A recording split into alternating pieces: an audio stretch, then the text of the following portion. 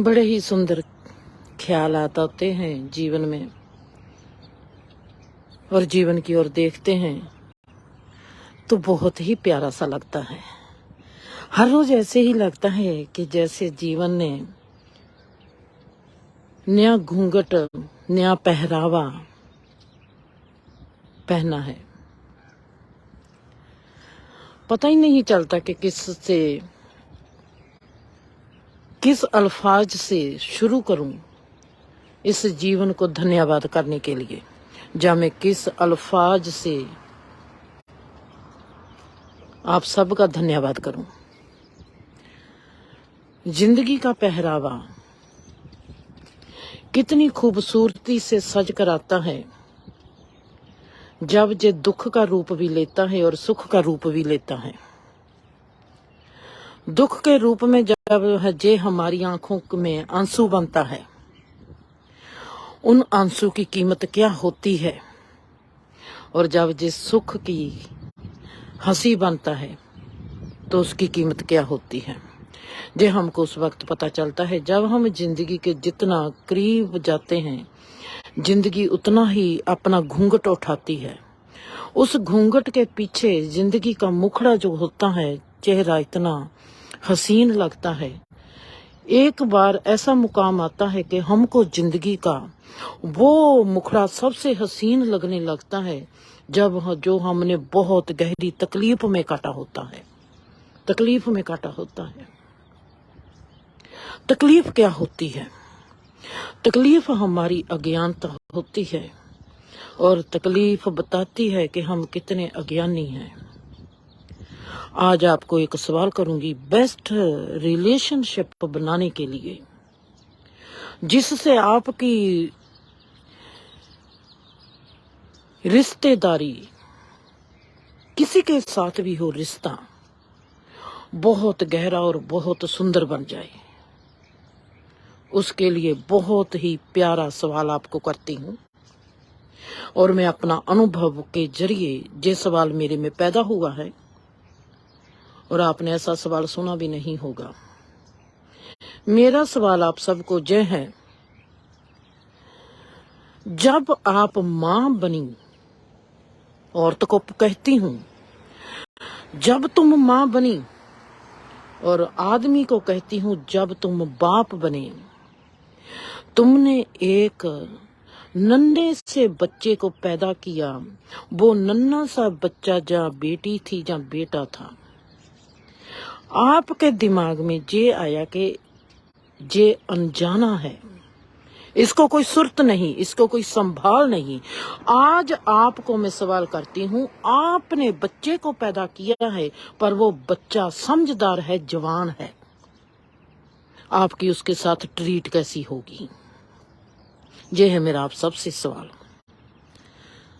आपने बच्चे को पैदा किया है और बच्चा वो बोलने लग पड़ा है, जन्मता ही बोलना शुरू कर देता है, और आपको सवाल करता है, आप कौन हो? आप अभी पैदा हुआ है। वो पैदा होते ही अपनी माँ से कहता है तू कौन है, और बाप से कहता है कि आप कौन हो। आप उस बच्चे को कहोगे कि मैं तुम्हारी माँ हूँ, और बाप कहेगा कि मैं तुम्हारा बाप हूँ। क्या आपका यही सवाल होगा? बच्चा कहेगा, मैं कैसे मानूंगा कि आप मेरे माँ हो? आप उसको प्रूफ दोगे? कैसे प्रूफ दोगे? वो आपको सवाल करता है कि आप मेरे को कैसे कहते हो कि मैं आपका बेटा हूँ, या मैं आपकी बेटी हूँ। जवान माँ बाप ने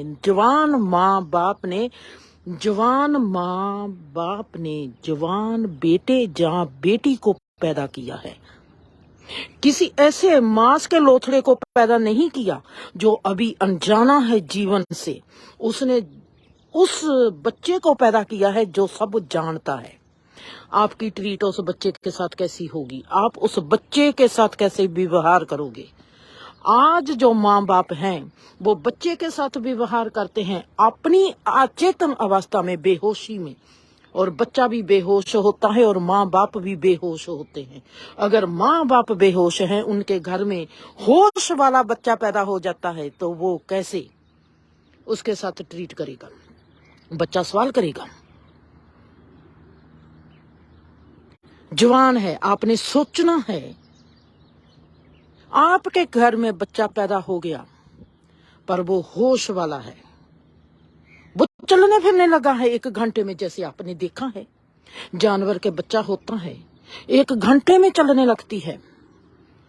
1 घंटे में हमारी गां बच्चे को पैदा करती है। 1 घंटे के भीतर भीतर बच्चा जन्मता ही खड़ा हो जाता है। 1 घंटे के भीतर भीतर चलना शुरू कर देता है। आपके घर में बच्चा पैदा हो गया और घंटे के भीतर चलना शुरू कर गया, और जुबान उसके आपको कहती है आप कौन हो। अपनी माँ से वो सवाल करता है कि आप कौन हो माँ, और आप उसका क्या जवाब होगा? आपकी ट्रीट अपने बच्चे के साथ कैसी होगी? ये है मेरा सवाल आप सबके लिए। आपने ऐसा नहीं सोचना कि आपने उसको पैदा किया है। एक गां अपने बच्चे को पैदा करती है, 1 घंटे में बच्चा अपने पांव पर खड़ा हो जाता है। और आपने एक बच्चे को पैदा किया, वो इतना समझदार है कि वो 1 घंटे में उसकी जुबान भी आ जाती है, वो चलने भी लगता है और आपसे पूछता है कि आप कौन हो। आपका जवाब क्या होगा? आप क्या कहोगे? आज तक के माँ बाप अचेतन बच्चे को जन्मते हैं।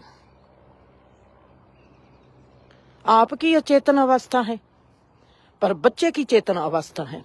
अब इसके उल्ट करो, आप चेतन अवस्था में हो माँ बाप, पर आपके घर में अचेतन अवस्था में जवान बेटा जहाँ बेटी पैदा हुए हैं। अब उसको उल्ट कर दो, आपका जवाब क्या होगा और आप कैसे सोचोगे?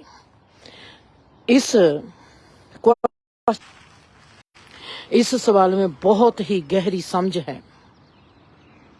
जब मेरे में ये सवाल आया था, मेरी वजह कैसी घटना थी कि मेरे में ये सवाल आया। बहुत गहरी मेडिटेशन की गहराई में हूँ। जब हम मेडिटेशन की गहराई में जाते हैं, हमारा हर रोज, हमारा हर पल बदलता जाता है। हम हर रोज नए होते जाते हैं। हर वक्त जीवन नएपन में हमारा स्वागत करता है। मैं देखती हूँ चारों तरफ नए जीवन को, मैं देखती हूँ जीवन मुझको कहता है मैंने तेरे को ये सिखाना है। फिर एक पल आता है, वो कहता है तुम मेरे से भी मुलाकात कर ले जिंदर। फिर एक अनुभव आता है, अनुभव कहता है मैं जे हूँ, तेरे को पता है कि मैं तुम्हारे लिए क्या समझ लेकर आया हूँ। जब समझ आती है, समझ मुझको आकर कहती है जिंदर तुम मुझको जूझ कैसे करेंगी, तुम मेरा अपयोग कैसे करेगी। मैं तो वहां पर ही रुक जाती हूँ। ये कैसा है, इतनी रफ्तार कैसी हो गई? ये पल की रफ्तार है, जब मेरी रफ्तार है, जहां पर साइंस काम करती है। जब इंसान की रफ्तार तेज हो जाती है, जब इंसान की रफ्तार तेज हो जाती है, तो पदार्थ की रफ्तार है वो कम हो जाती है। आपने देखा होगा जो परमात्मा की तरफ जाते हैं, उनमें जवान अवस्था ज्यादा बनी रहती है, क्योंकि पदार्थ की जो रफ्तार है वो कम होगी। उनका शरीर जो है, जिस्म जो है, वो भी पदार्थ है। अगर आपकी चेतना की, आपके जीवन की रफ्तार कम है, तो पदार्थ की रफ्तार सदा ही तेज रहेगी। आप देखोगे कि कई इंसान बहुत जल्दी बूढ़ा दिखाई देते हैं, ओल्ड हो जाते हैं, उनके चेहरे बदल जाते हैं और अपनी उम्र से ज्यादा वो बूढ़े हो जाते हैं।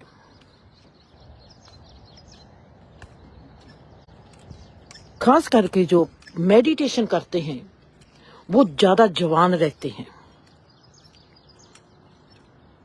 पदार्थ की रफ्तार वहां पर कम हो जाती है।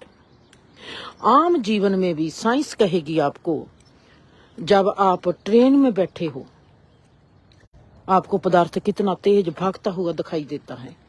अगर हम जहाज में बैठते हैं, उसकी स्पीड और होती है ऐसे ही जब हम मेडिटेशन में जाते हैं, हमारी जो साइलेंस की स्पीड है वो बहुत तेज है, और हमारा जो पदार्थ है, हमारी मांस मज्जा है, इसकी रफ्तार कम हो जाती है।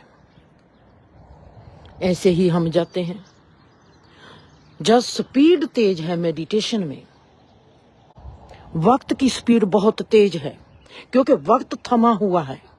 थमे हुए वक्त की स्पीड सबसे ज्यादा तेज होती है।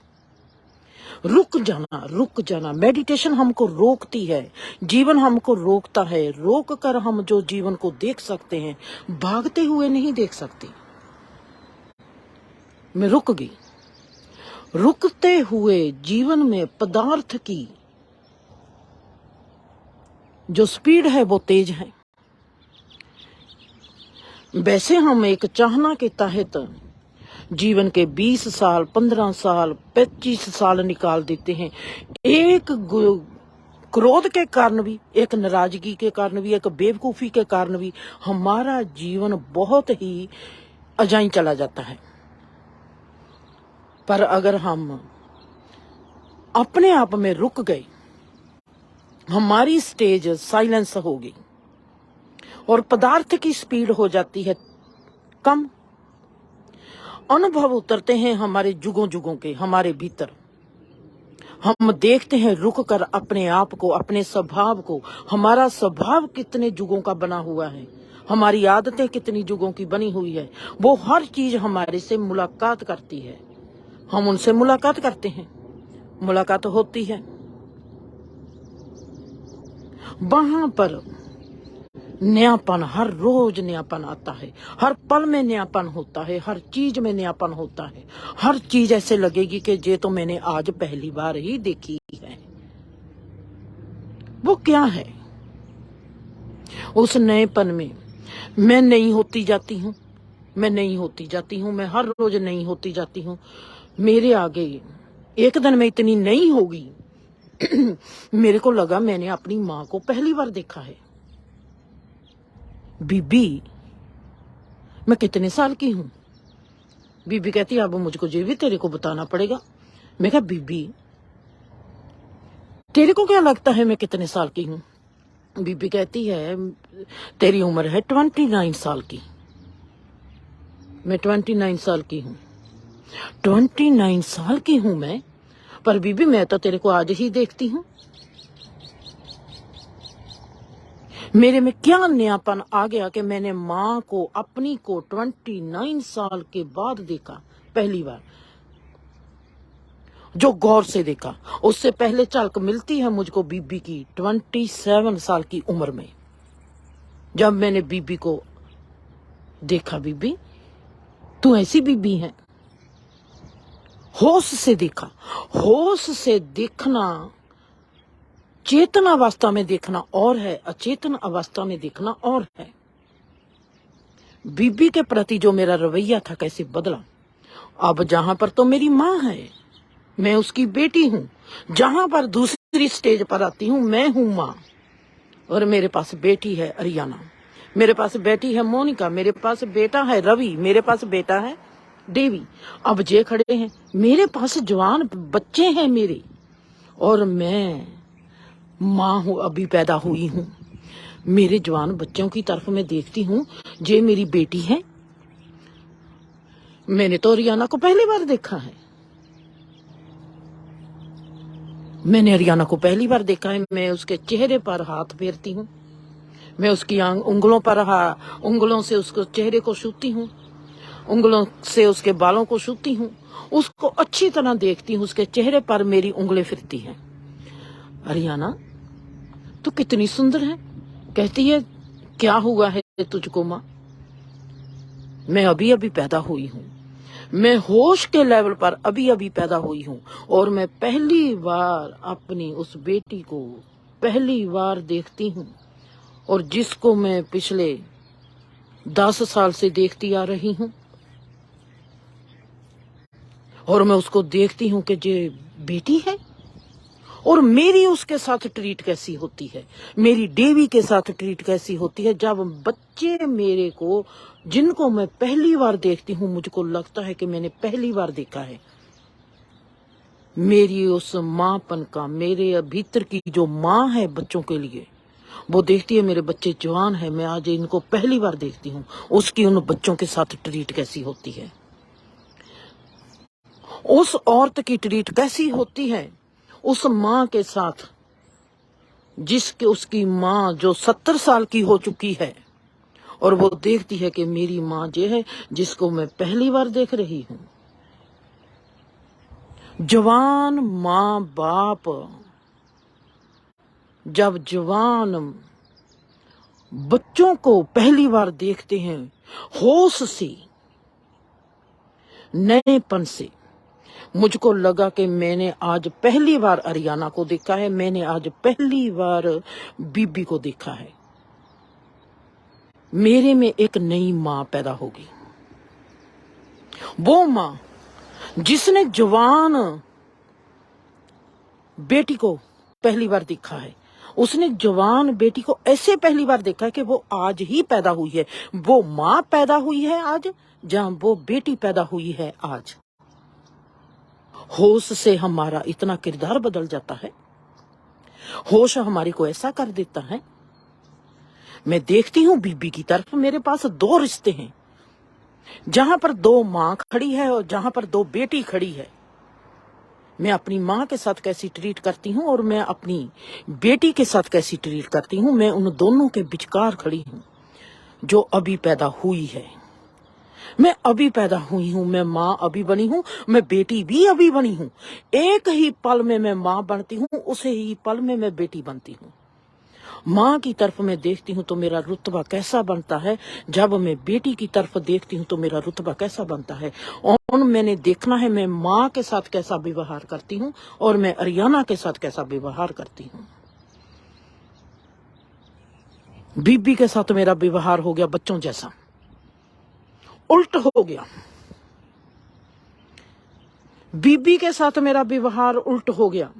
बीबी बन गई मेरे से छोटी और अरियाना बन गई मेरे से बड़ी। ये क्या हो गया? ये कैसे हो गया?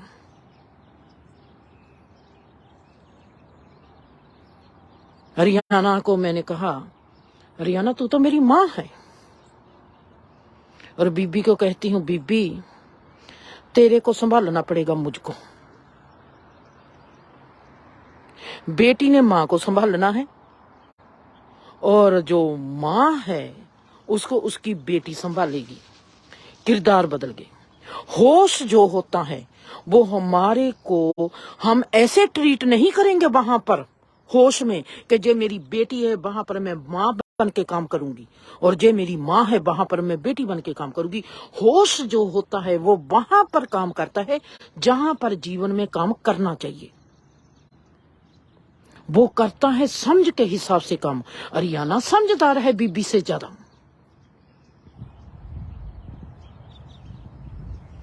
मेरी माँ में उतनी समझ नहीं है। मेरी माँ गिर जाएगी उसको उठना नहीं आएगा, बेटी गिर जाएगी उसको उठना आता है, वो मुझको भी उठा लेगी।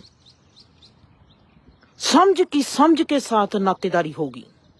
मांस की मांस के साथ रिश्तेदारी नहीं हुई, समाज की समाज के साथ रिश्तेदारी नहीं हुई, रिश्ते की रिश्ते के साथ रिश्तेदारी नहीं हुई, रिश्ते की रिश्तेदारी बन गई, समझ के साथ रिश्तेदारी बन गई। मेरे में होश आ गया, मेरे होश ने मुझको माँ बना दिया। मैं देखती हूँ कि मैं एक माँ हूँ जो मेरे आगे जे खड़ी है अरियाना, ये तो बहुत समझदार है। उसकी समझ के आगे मेरी समझ बेबी है और मेरी माँ की समझ के आगे मैं ज्यादा समझदार हूं। किरदार बदल गई।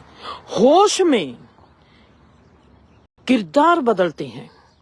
किरदार कैसे बदलते हैं? समझ बदलती है, समझ के अनुसार हमारी ट्रीट होती है। हम रिश्ते के हिसाब से किसी के साथ व्यवहार नहीं करते। हमारा जैसा होश होता है, आज भी हम अचेतन अवस्था में भी हम अपनी समझ के अनुसार ही ट्रीट करते हैं, चाहे वो हमारा बेटा है, चाहे हमारी बेटी है, चाहे हमारी माँ है, चाहे हमारा बाप है। मैंने सोचा ये तो गजब हो गया। माँ अभी पैदा हुई है जो जवान बेटी को जन्म दे रही है। अरियाना मेरे पास जवान बेटी बनके खड़ी है, जिसको मैं पहली बारी होश से देखती हूँ, पहली बारी मैं अपने आप को देखती हूँ। मेरी जो ट्रीट थी बिल्कुल डिफरेंट हो गई, मैं तो बदल गई। कमाल हो गया कि तेरे रिश्ते में जीने का आनंद आया। जब हम बच्चे को बच्चा मानते हैं, बच्चे की बेइज्जती करते हैं। दर्शन मेरा जब मैरिज हुई, दर्शन के जो माँ बाप थे, मैं उस घर में कदम रखा, मेरे को सुनने को मिला, ये बेवकूफ हैं, इनको समझ नहीं है, अब तू इनको समझा देना। मैं उनके चेहरे देखती थी, ये कैसे माँ बाप हैं जो हर वक्त बच्चे की बुराई करते हैं। अभी मेरे को आई को 5 दिन भी नहीं हुए और ये कहते हैं बच्चों, ये हमारा दर्शन है, इसको अकल नहीं, ये हमारा जगजीत है, इसको अकल नहीं, ये हमारा मंजीत है, इसको अकल नहीं। जब भी कोई घर में आता, उसके आगे उसकी बेइज्जती, अमर की बेइज्जती, अमरजीत की बेइज्जती, अपने 5 बच्चों की बेइज्जती। जब वो बेइज्जती करते थे, मैं उनके चेहरे देखती थी, ये कैसे इंसान है जो सोचते हैं कि हम अपने बच्चों की बेइज्जती करते हैं। इन बेवकूफों को ये नहीं पता चलता कि वो अपनी बेइज्जती करते हैं, खुद को ही दूसरों के आगे कैसे नंगा करते हैं। वो सोचते हैं देखो जी हम अपने बेटे की बेइज्जती करते हैं। उस बेवकूफ माँ बाप को ऐसा नहीं पता चलता कि वो अपने बच्चे की बेइज्जती नहीं करते, वो खुद की बेइज्जती करते हैं। कभी जब आपके घर में ऐसी घटना घटती है, कभी आपने बैठकर सोचा है कि जिन इंसानों के आगे आपने अपने बच्चे को नंगा किया है, वो घर से बाहर जाकर आपके बारे में क्या बात करते हैं? मैंने तो मामी से पूछ लिया, मैं क्या मामी, जब कोई भी आता है तुम इनकी बेइज्जती क्यों करते हो? मैंने तो आज तक किसी भी आपके बच्चे को आपके आगे नहीं बोलते देखा। कोई भी बच्चा मामी के आगे कभी बोलता नहीं था। बहुत सौ मामी ने 12 बजे उठाना, 12 बजे वो काम करते हैं। और वो चाहते क्या है? उनके पास और कोई काम करने को नहीं है। आप कहीं ना कहीं जीवन में फेल होते हैं माँ बाप, और वो बच्चे के गुण की तरफ नहीं देखते। बच्चे में एक आधा अवगुण होता है, उसको बेइज्जती करने में कभी कसर नहीं छोड़ते। मैं देखती थी ये कैसे लोग हैं जो अपनी बेइज्जती आप करते हैं, अपने मुंह पर आप ही काल खमलते हैं। ये कैसे इंसान हैं? मैंने दर्शन से पूछा, आपको तकलीफ नहीं होती? कहते हैं बचपन से ही सुनते आ रहे हैं, अब तो तकलीफ की बात ही छोड़ो। फिर एक दिन ऐसे ही घर में लोग आए और मामी डैडी दोनों जाने शुरू हो गए अपने बच्चों की बेइज्जती करने के लिए। अब मैंने उनको बताना है। मैं कैसे बताऊंगी और मैं कैसे रोकूंगी?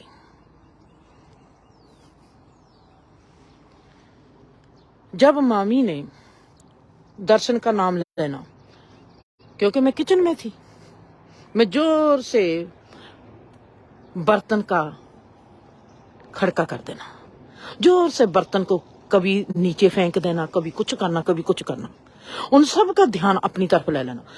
जब भी उसने मंजीत के बारे में कुछ कहना या जगजीत के बारे में कुछ कहना, कुछ भी कहना, जो भी लोग बैठे थे सभी का ध्यान मेरी तरफ, क्योंकि मैं कुछ ना कुछ गलत काम कर देना है।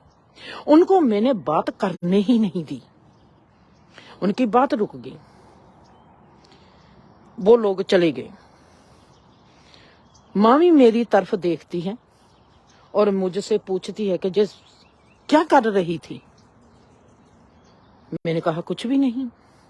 जे मेरा सिलसिला 3-4 बार ऐसे ही होता चला गया।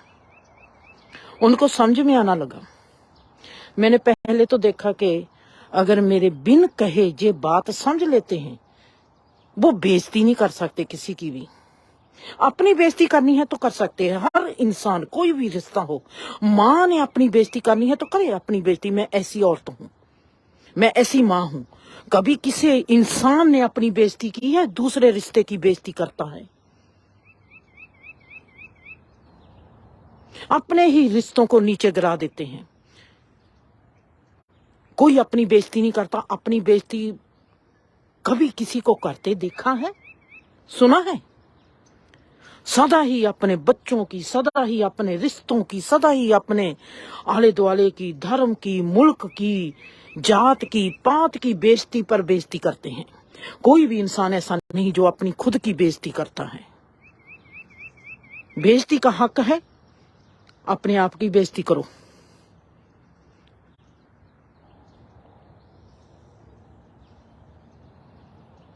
और मैं देखती थी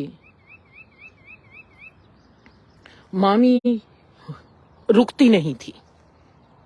दोनों जाना ने लग जाना, फिर जब कोई आना फिर लगना। अब मैंने आगे एक और तीखा कदम उठाना है।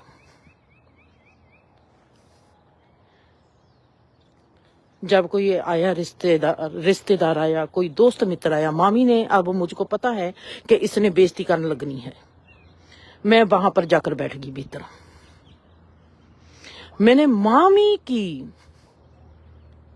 मामी ये करती है, मामी वो करती है। मामी को सुबह ऐसे उठती है और चाय भी अच्छी तरह नहीं बनाती। मामी की उसके ही आगे बैठ के मैंने मामी के बरखिलाफ बोलना शुरू कर दिया।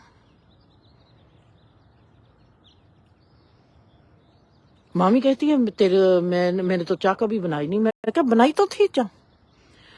आज तक मामी तेरी इतनी उम्र हो गई है, तुझको चाय बनानी नहीं आई। अब तो मुझको भी आई को, जहां पर 3 महीने हो गए हैं, तेरे को चाय बनानी नहीं आती।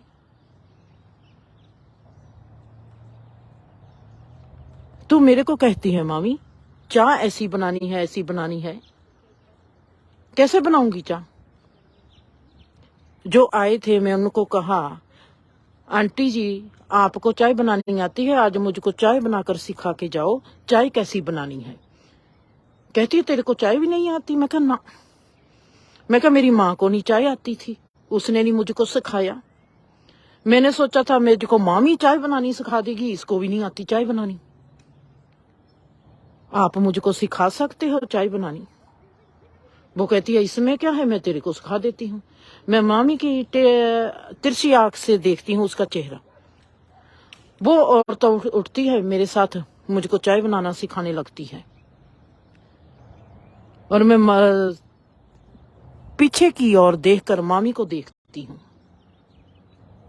और उसको कहती हूँ, आंटी फिर आपको तो राइस भी मीठे बनाने आते होंगे, आप वो कैसे बनाती हो? वो भी मुझको सिखाते जाना। वो कहती है तेरी सास को बहुत अच्छी तरह आते हैं मीठे चावल बनाने। मैं कहा इसने तो मुझको सिखा नहीं। मैंने पूछा था मामी को कि मुझको चावल बनाने सिखा दे। ये कहती है मुझको तो आते नहीं, इसको तो आते नहीं, ये तो मुझको बना के नहीं सिखाती नहीं। वो कहती है रतन कौर तू तो चावल इतने अच्छे बनाती है। मैंने कहा मैंने तो इसको नहीं कुछ भी आता। मैं क्या कहीं से और बनाती होगी। मैंने 2 बातों में मामी के बरखिलाफ बातें की, आधा 1.5 घंटा। और मैं मामी का चेहरा देखती हूँ। जब और लोग चले जाते हैं, मैंने मामी से एक बात कही, जैसे आज आपको लगा है, आपके बच्चों को 25 साल से यही लगता है। आपको पता होना चाहिए कि दूसरे की भी तकलीफ आपको जैसी तकलीफ है। फिर मुझको कांटा निकालना अच्छी तरह आता है अगर किसी के कांटा लगा हुआ होता है। मैं किसी का बुरा नहीं करती, मेरा दिल करता है सबको जीने का हक है, रिश्तों को रिश्ते में जीने का हक है। रिश्तों को नीचे गिराने का किसी को हक नहीं होता। अगर आपको अपने बच्चों को ऊंचा उठाना नहीं आता, आप माँ बाप हो, इसका मतलब ये नहीं है कि आप अपने बच्चों को नीचे गिराते चले जाओ। मेरे को परमात्मा सोझी देता है कितने सालों के बाद,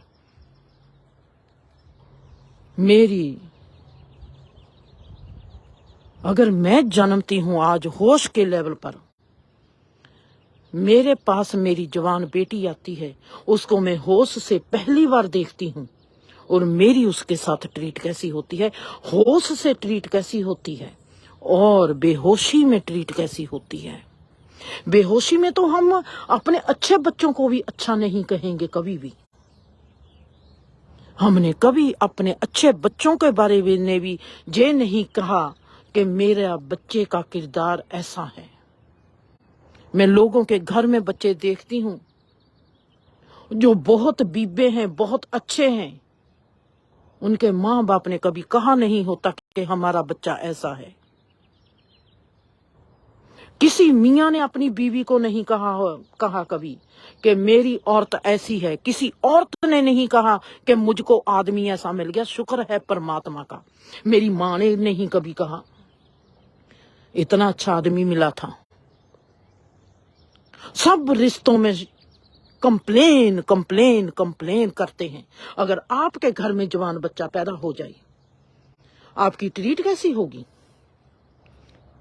अगर वो आपसे पूछे आप मेरी माँ कैसे हो, आप क्या बताओगे? वो जवान है, आप क्या कहोगे? अचेतन अवस्था में जीवन चलता है, अचेतन अवस्था में ही हम जीकर चले जाते हैं। कौन है माँ बाप? किसको मानते हो माँ बाप? माँ बाप कैसे होते हैं? क्या है माँ बाप? मांस को पैदा कर देने से कोई माँ बाप नहीं बनता।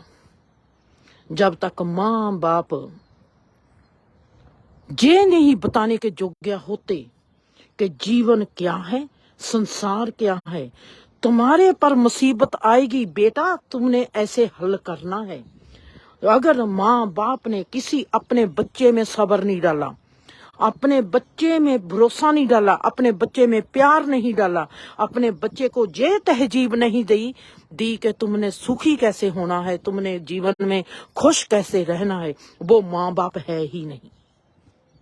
आप में से कितने माँ बाप ने आपको अपने बच्चों को तहजीब दी है कि खुशी को तुमने जीवन में कैसे हासिल करना है?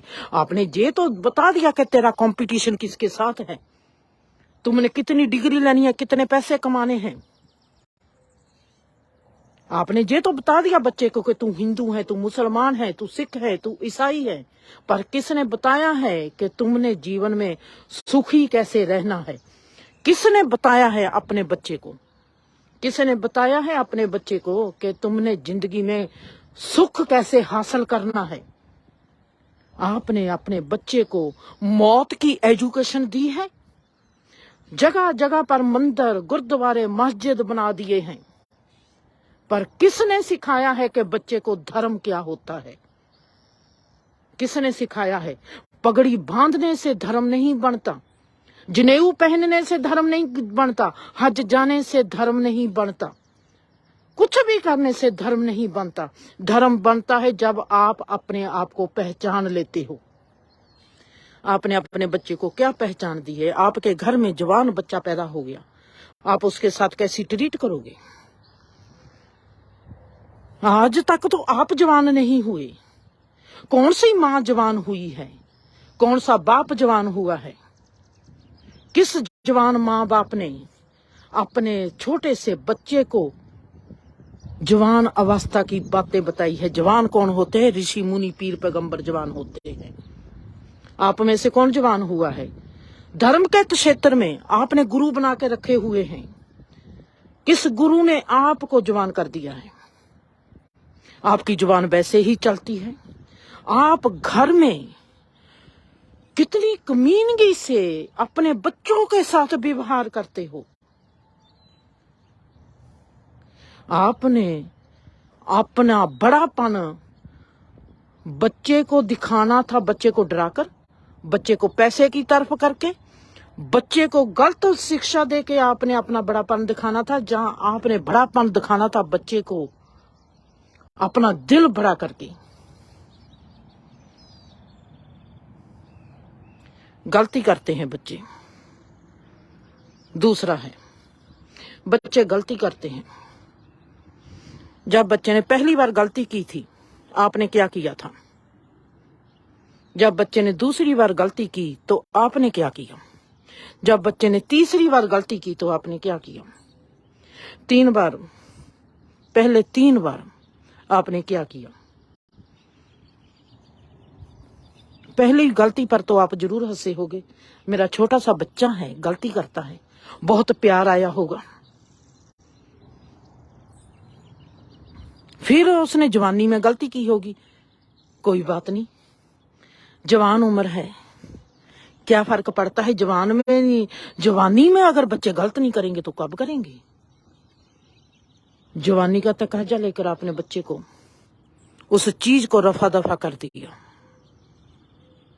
उसके बाद कभी ना कभी फिर गलती होगी। बच्चे का ब्याह हो गया, बेटे का ब्याह हो गया, जब बेटी का ब्याह हो गया उसने फिर गलती कर दी। फिर आपने क्या किया? कुछ ऐसा किया, कुछ ऐसे तरीके से किया कि उसकी समझ में आ गया कि गलती क्या होती है। डराना नहीं, मारना नहीं। डरने से आप डराने वाले होते कौन हो? पहला मैं उस माँ बाप से पूछती हूँ जिनको आप अकल नहीं, वो बच्चे को डरा कैसे लेते हैं? अचेतन अवस्था में अचेतन जीवन को जीना कोई जीवन जीना नहीं होता। अचेतन अवस्था में ही हम धर्म को जीते हैं, अचेतन अवस्था में ही हम रिश्तों को जीते हैं, अचेतन अवस्था में ही हम जन्मते हैं और अचेतन अवस्था में ही हम मर जाते हैं। हमको लगता है कि हम जिए हैं, हमको लगता है कि हमारे जे रिश्ते हैं, हमको लगता है कि हमारे में जे है, हम धर्मी हैं, हम वो हैं, हम वो हैं, हमारी जुबान चलती है। पर सुख किसके पास है? खुश कौन है जीवन में? अरोग जीवन किसके पास है? तनाव के बिना जीवन में कौन जीता है? कौन कहता है कि मैं जीवन में आनंदित हूं? कभी ऐसा आपका होने को दिल नहीं करता? कितना मजा आया मुझको जब मैंने देखा कि मैं माँ भी अभी पैदा हुई हूं और माँ भी अभी पैदा हुई हूं और उसके आगे उसकी जवान बेटी खड़ी है और जवान बूढ़ी माँ खड़ी है। वो कैसा मेरा पल था, वो कितना हसीन पल था। ऐसे लगता था कि जिंदगी दुल्हन बन के मेरे आगे खड़ी होगी और मेरे को कहती है, जिंदर तू दूल्हा बन जा और मेरा घूंघट उठाती चली जा। जीवन दुल्हन बन जाता है और उसका पल पल घूंघट उठाया जाता है। वो जो बलशाली मर्दानगी आती है औरत में, जैसी मेरे में आई थी, जिसको कहते हैं 7 लेवल का इंसान होता है, 7 मंजिल का जे घर है हमारा जीवन, जहां पर पहले मंजिल पर अगर औरत है तो दूसरी मंजिल पर वो जरूर आदमी बन जाएगी।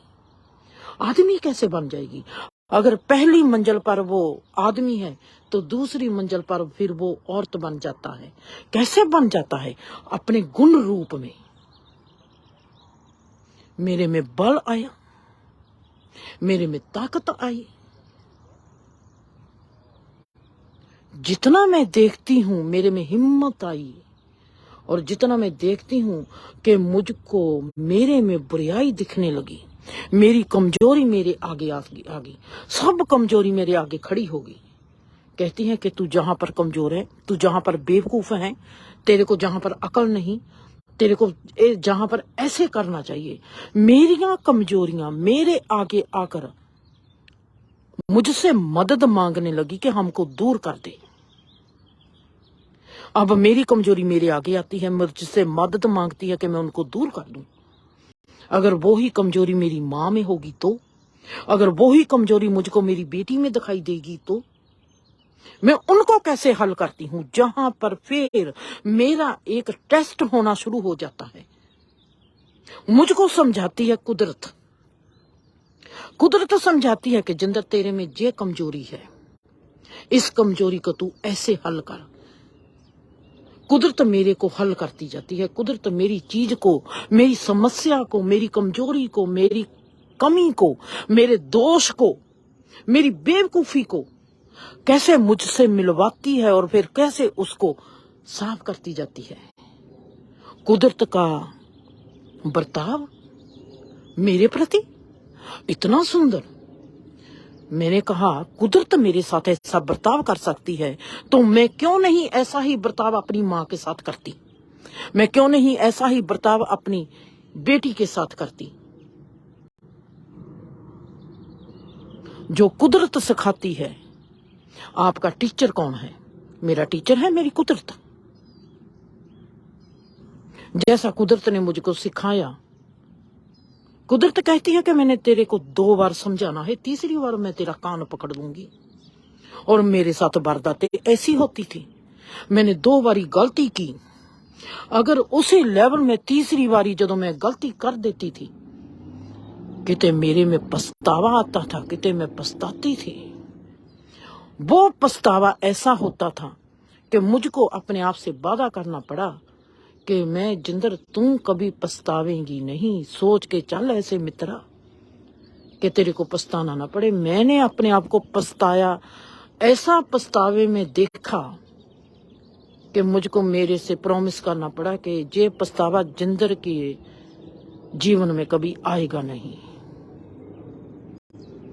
उस दिन के बाद आज 20 साल से ऊपर हो गए, मेरे में कोई पछतावा नहीं आया, जीवन में आजाद हो गई। बात किसी को भी कितनी गलत लगे, अगर मेरे में पछतावा नहीं है तो मैं उसको गौर से देखूंगी। अगर दूसरे को गलत लगी है, उसको क्यों लगी है, उसके पास जाकर उसकी नब्ज को देखकर उसको समझा दूंगी, उसकी पहचान करवा दूंगी कि तुझको इस कारण गलत लगी है। अगर वो नहीं मानेगा, मुझको पता है कि वो मानेगा ही मानेगा, मेरे आगे नहीं मानेगा, घर जाकर मान जाएगा, अपने आप में मान जाएगा। इतना सुंदर सलीका मुझको इस कुदरत ने सिखा दिया। मैंने देखा कि मेरे होश ने मेरी बेटी को मेरी मां बना दिया, मेरे होश ने मेरी मां को मेरी बेटी बना दिया। रिश्ते बदल गए। रिश्ते कैसे बदले? समझ के अनुसार। बेटी की समझ ज्यादा है, मां की समझ कम है। मां को गिरती हुई को उठना नहीं आता और बेटी गिरती है तो उसको 1 मिनट में उठना आता है। वो समझ जाती है कि इंसान कहां से कैसे बात करता है। मां ने कभी सोचा ही नहीं कि मैंने किसी को समझना है। वो कहती है सब की ड्यूटी बनती है मेरे को समझो, मेरे को किसी को समझने की जरूरत नहीं, मैं मां हूं। जहां पर मेरी मां मार खा गई और वहां पर परमात्मा ने मुझको ऐसा ठोका। वो कहता है ऐसी अज्ञानता में कभी जीना मत जिंदर। उस वक्त मुझको पता चला था कि मैं बचपन से परमात्मा को प्यार करती आ रही हूं, पर परमात्मा मुझको मेरे से भी ज्यादा प्रेम करता है। उसने जीवन के ऐसे ऐसे तरीके से, ऐसी ऐसी समझ के दायरे से मुझको निकाला। कितना तड़पती थी हर इंसान के लिए, बेवकूफों की तरह। समझ में नहीं आता था कि इतनी किसके लिए तड़पना लगी हुई है। उन इंसानों के लिए जो कभी मेरी तरफ देखते भी नहीं, और मुझ बेवकूफ को इतना प्यार आता है इन इंसानों का, चाहे वो रिश्ते के रूप में आते थे, चाहे वो दोस्ती के रूप में आते थे। फालतू की चीज जब किसी को भी मिलती है उसको इज्जत नहीं करती, उसकी इज्जत नहीं होती।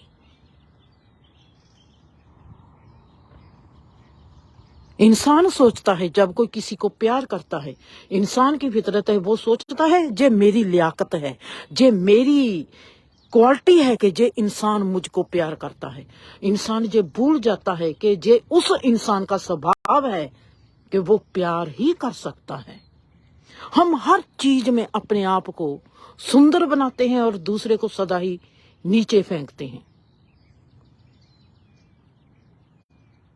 हमको समझ नहीं आती।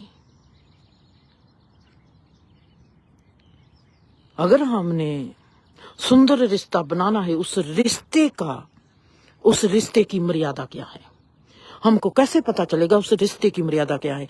हमको उस वक्त तक पता नहीं चल सकता रिश्ते की मर्यादा क्या है जब तक हम अपने आप को नहीं पहचान लेते कि मेरे में मेरी मर्यादा क्या है। मुझको पता चल गया कि मुझ में मेरी मर्यादा क्या है। जे जिंदर जो है, जे क्या है, उसका अपने आप के साथ संबंध क्या है, उसका अपने आप के लिए रिश्ता क्या है, वो जिंदर को कैसे देखती है, वो संसार को कैसे देखती है, वो रिश्तों को कैसे देखती है, सबसे मायने रखता है कि वो खुद को कैसे देखती है। रिएक्शन कभी भी नहीं जिंदगी में, एक्शन लेना है सदा ही।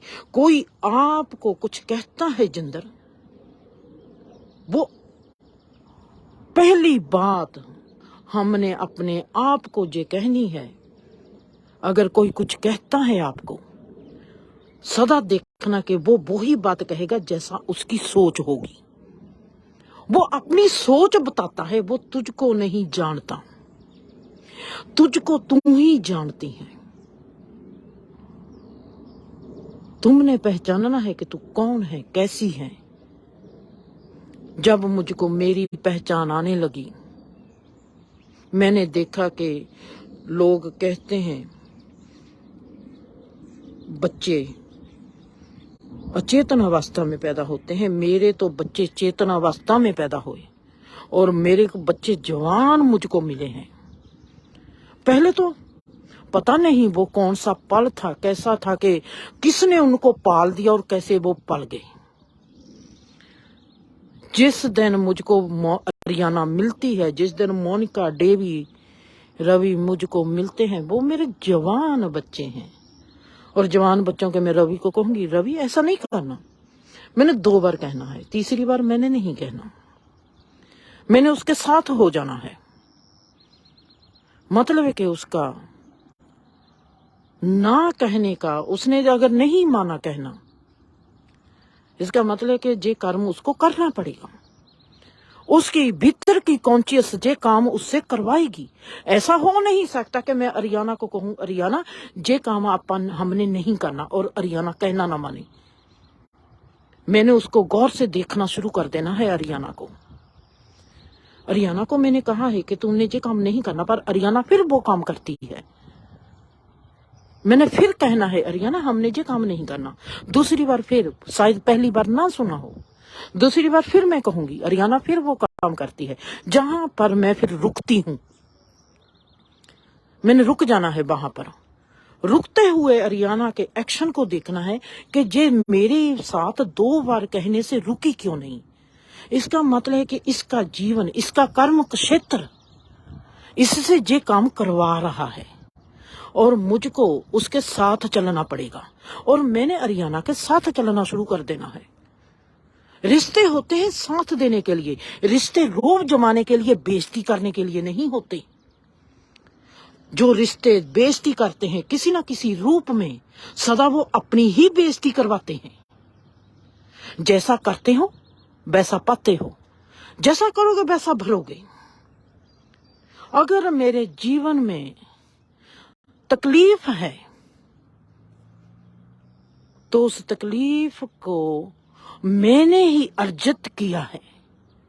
मेरी तकलीफ का कारण कोई और नहीं है, मेरी तकलीफ का कारण मैं ही हूं। कहीं पर मैंने अपने गुणों की रक्षा नहीं की, कहीं पर शायद मैंने किसी और के गुणों की रक्षा नहीं की। मेरा अरियाना के साथ चलना मैं रिश्ते के साथ चलती हूँ। वो बेटी है, उसके कर्म क्षेत्र में चलना मेरा फर्ज बनता है। ऐसा नहीं कि मैं धौंस जमाती फिरूं कि मैं तेरी माँ है, तुझको कहा कि तू नहीं काम करना, अब तू रुक जा। वो रुकेगी नहीं, क्योंकि उसका कर्म क्षेत्र उसको रुकने नहीं देगा। मैं कह के भी उसको रोक नहीं पाऊंगी। मैं जहां पर अगर समझदार हूं, मुझको उसके कर्म क्षेत्र में उसके साथ घुसना पड़ेगा। जो तू करना चाहती है मैं तेरे साथ हूं, चल, मैं तेरे नाल साथ करती हूं। और मैं उसके साथ करती हूं और अरियाना के साथ चल पड़ती हूं। अरियाना अब क्या देखती है? अरियाना देखती है माँ ने मुझको कहा ये काम नहीं करना, पर मैं इस कर्म क्षेत्र में जा रही हूं। वो रुकती है थोड़ा सा। मैंने तो इसका कहना नहीं माना, पर ये मेरे साथ चल पड़ी। ये क्या हो गया? वो थोड़ा सा रुकती है। उसमें एक सवाल आता है, इसने मुझको रोका, मैं रुकी नहीं, ये मेरे साथ चल पड़ी, मैं देख तो लूं। उसके रुकने में थोड़ा सा पाज जो आ गया, मेरा काम बन गया। मैंने उसको क्या कहा कि ये काम ना कर, क्योंकि मैं देख लिया कि मेरे को मेरी अवस्था चेतन अवस्था है, और मैंने देख लिया कि वहां जाकर इसको समस्या आ जाएगी। पर मैं उसको जबरदस्ती नहीं रोकना। अगर हम जबरदस्ती करेंगे तो बच्चे कच्चे हो जाएंगे। उनको कच्चा भी नहीं बनाना, उनको पकाना है। फल पक्का हुआ अच्छा लगता है। जब हम रोब डालते हैं बच्चों पर, तुम ऐसा नहीं कर सकते, ऐसा नहीं कर सकते, हम कभी भी बच्चों को पक्का हुआ फल बनने ही नहीं देते। उनमें कभी भी हम समझदारी पैदा होने ही नहीं देते। समझदारी पैदा करनी है, उनके साथ चलना है, रिश्ता निभाना है। रोब से रिश्ते नहीं बनते। बड़ापन ये नहीं होता कि आप उम्र से, आप रिश्ते से बड़े हो। बड़ापन वो होता है जब आप निमाने बच्चे का या निमाने इंसान का भी हाथ पकड़ के उसके साथ चलते हो। रिश्ते से कोई बड़ा नहीं होता, साथ निभाने से आप अपनी तमीज को, अपनी समझ को कैसे इस्तेमाल करते हो। बड़ापन होता है समझ से। जब अरियाना में पाज आ गया, वो रुक गई। थोड़ा सा ही पाज आए, चाहे 5% का पाज आ गए, उस 5% ने वो काम कर देना है, उसने हाँ कहला देनी है। वहीं पर मैं रुकती हूँ। अरियाना में पाज आ गया, अब मुझको आगे जाने की जरूरत नहीं।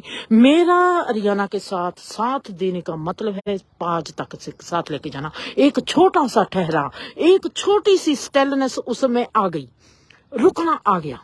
उसने रुक कर थोड़ा सा देखा।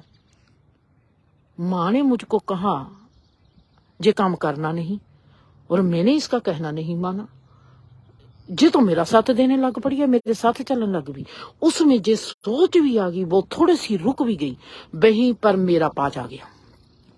अब मैं पीछे मुड़ जाऊंगी, अरियाना को आगे बढ़ने दूंगी। उसका पाज उसको गलत काम कभी भी नहीं करने देगा। अगर उसके हाथ से कोई गलत हल निकलना है, उसकी समस्या ने उसका आने वाला वक्त खराब करना है, जहां उसके साथ कोई भी ऐसी घटना घटनी है, इस पाज ने